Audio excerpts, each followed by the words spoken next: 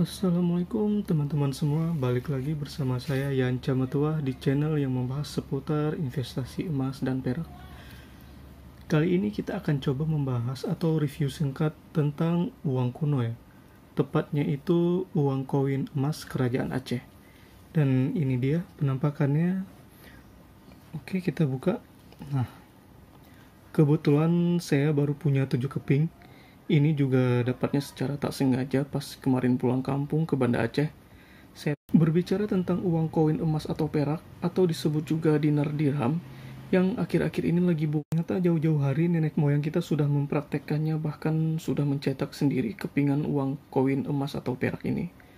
Contohnya yaitu uang koin dari kerajaan Aceh ini ya.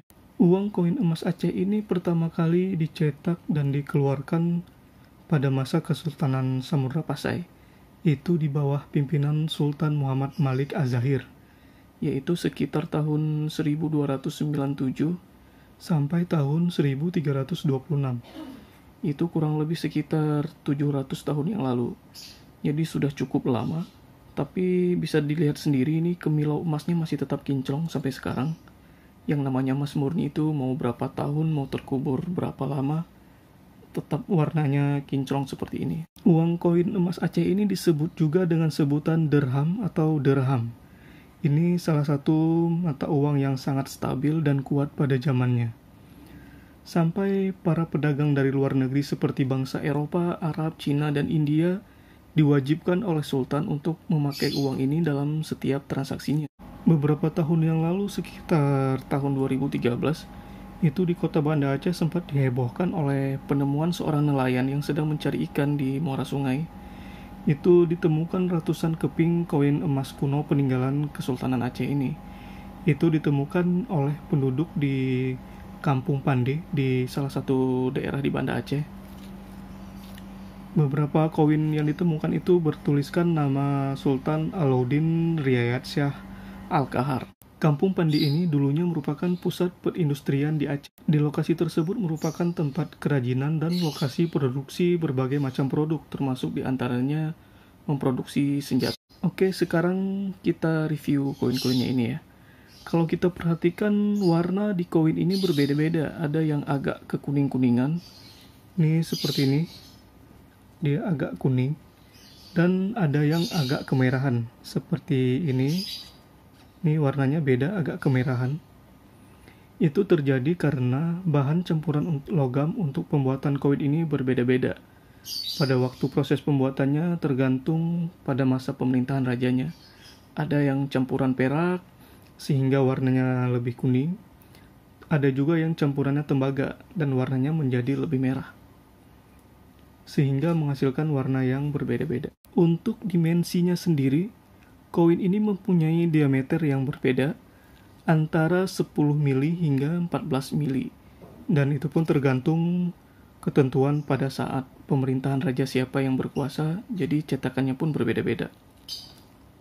Bahan bakunya itu terbuat dari emas 18 karat dan beratnya itu sekitar 0,5 hingga 0,6 gram. Oke, ini kalau coba kita timbang, kita lihat berapa beratnya. Ini 0,57.